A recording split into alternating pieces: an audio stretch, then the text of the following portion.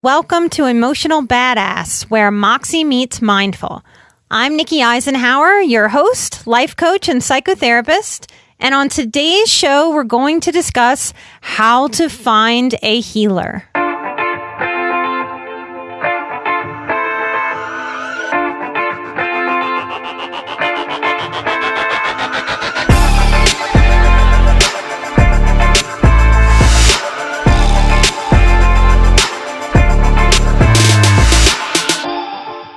It's so hard to find the right healer for so many reasons. Some of you have tried with multiple healers, therapists, coaches, clergy, if that's the right word, people in your church, referrals from your doctors, and you just haven't been able to find the right fit. And that's so frustrating and heartbreaking. And especially when resources, time, space, energy are limited or you're feeling desperate, that can get really depressing. So I know it sounds great to hear, get help. Okay, fine, I'll go get help. And then you don't know how to find help that fits who you are and what you truly, deeply need. When I was going to school to become a therapist in graduate school, I had a real hard time because of how laws work and discrimination. There's no real filtering process for who gets to become a therapist and who doesn't. If you can do the schoolwork, this is true of all healthcare, all things educational. If you can do the schoolwork, you can get the degree, you can get the job. What's happening there is we now have a country that has been taught to trust education, credentials, things that we get stamps of approval from authority figures. That's very different than teaching people to trust an individual. So I went to school with a lot of people, and when I looked around, I thought, a lot of these people should not be working with other people. I don't believe they will be safe working with other people.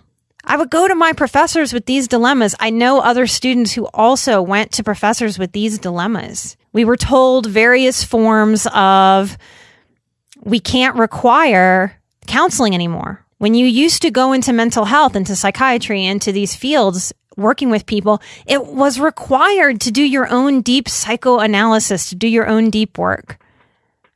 Somewhere along the way, that was ruled, against your rights, that no one could tell you or force you to do that to be able to do this work. So many of you have sought healing and found healers that didn't feel very safe. And I just want to name that and validate that. I know it's true because I do what I would call reparative healing for people who have tried with other healers and either became hurt or their depression or anxiety worsened or deepened because of that help that they received that wasn't a good fit. So let's get into how to do this. We need some tools to learn how to choose healthy, resonating, aligned healers in our lives. So the first thing I want to offer you, and these are in no particular order, is to get beyond the trusting of a credential or a license. How do most people find a healer, a therapist, a life coach? Well, if it's more mental health and the therapist part, they go to their insurance, if they have insurance. And of course you want to use your insurance. You pay through the nose for it. You're supposed to be able to use it for your health care. And there are therapists on your healthcare panels. So logically, that's the way that people go.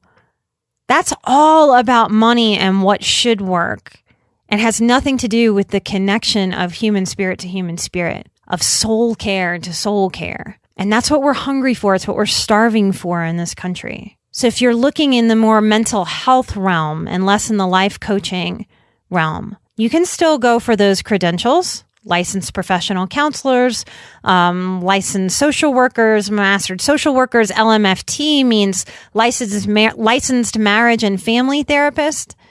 And there's so many more letters you can find, right, for the trainings that resonate with you. But above and beyond that, you've got to be able to trust your sense of the person that's in front of you. It was important in my healing path that my healer was very different from me. And I don't know that I consciously chose her because of that at the time, but when I look back on the most effective healers in my life, Lisa Tahir, she's got offices in New Orleans and LA and her own show called All Things Therapy on LA Talk Radio. Check her out if you're interested. She was one of the first healers that really, really seemed to understand me. She was working out of her home, and I was a mess at the time. And I pulled up about an hour early for her appointment because I didn't want to get lost. I was losing some time back then. I wanted to make it on time and make it to the appointment. I felt really stressed about it. When I found Lisa's office, I didn't realize it was out of her home at the time. So I didn't think I was in the right place, but anyway, I couldn't find another place, and I parked, and I went and I knocked at the time of my appointment, and when she came out and I realized it was her, it was the lady in the picture that I had found on Psychology Today, and I said from a bordering on panic place, I didn't know if I was in the right place. I didn't realize it was a house or if it was a business, and then I braced for Lisa to lash out at me about why I might have screwed up or why it was my fault, or I just braced for harshness because I think that's what I was used to at the time. And instead, she said, "Oh my gosh, you're right. I didn't tell you it was a house. I'll think about that for other clients that are coming. I'm sorry I didn't tell you. I'm glad you found it." And it was like I could take a great big exhale. We need the healers in our lives to be able to take personal responsibility, to be kind and soft when we are frazzled and raw. We need our healers to not be able to go into defense mode so that we can have a safe space to be able to figure out what's going on with our feelings that can be so all over the place for an HSP trying to sort out life. A healthy healer in our life, they have to hold a wisdom. Lisa held a wisdom, and I knew it in that first day. She had a calmness and a centeredness, and I felt drawn to it. Like I wanted something that she had. She felt secure enough in herself and her safety to be working out of her house. That part fascinated me too.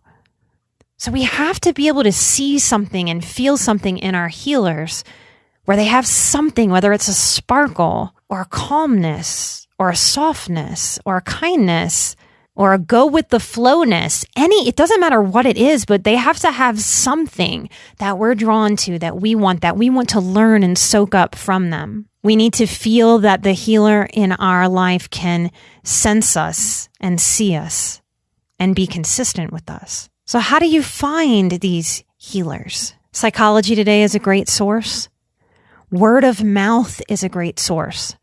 So I implore you to ask yourself, who in your world has that spark that I just mentioned?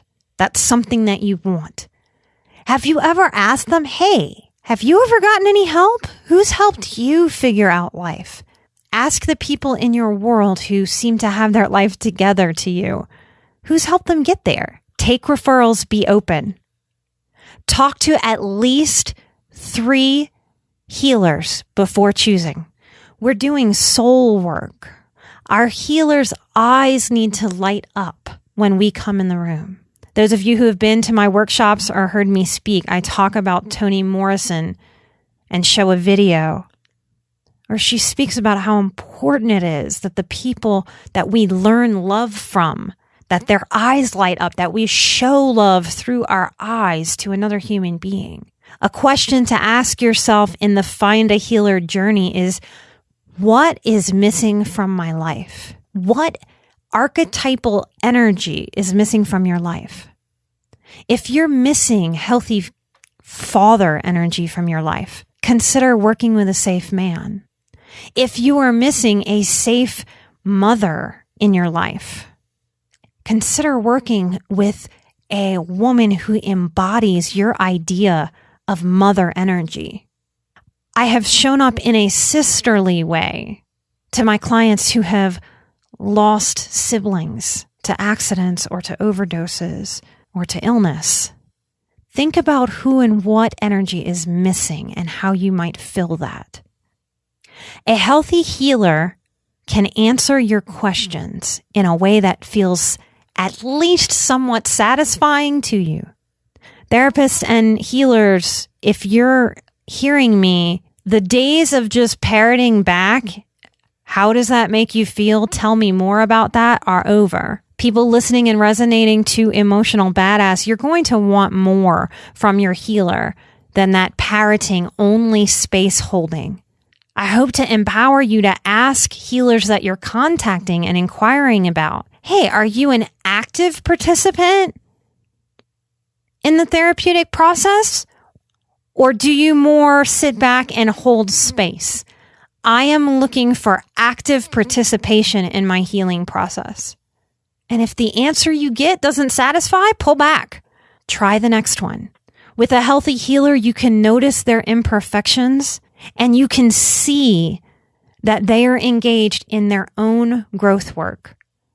I've had many healers in my life. I'm highlighting Lisa today. I always knew in my gut that my healer was working on her own stuff. I remember her having an ice pack on a knee and an ice pack on a shoulder one time. And I said, what has happened? And she got hurt in a trapeze class. I was so inspired. I had no idea that a grown-up could take a trapeze class. We want to surround ourselves by people who are changing and challenging themselves so that we as HSPs, as empaths, as trauma survivors, can feel the energy of someone who is really living life and soak that up. So many people in the world are currently depressed because we're not living, we're surviving. A healthy healer helps us shift from survival mode to living life. If you don't feel that person through the phone, through a first meeting, through a video session, living life, that's not the right healer for you. I hope this helped. If this raised more questions than it answered for you, I'm answering questions at patreon.com/emotionalbadass for an hour a month. I've been doing a little more than that for you guys, trying to get the Patreon caught up. Thank you for coming and supporting the show, for helping spread this healing work. It is time that we heal. Thank you so much. I'm Nikki Eisenhower. This is Emotional Badass, where Moxie meets Mindful. Let's keep healing. I'll see you next time. Bye-bye.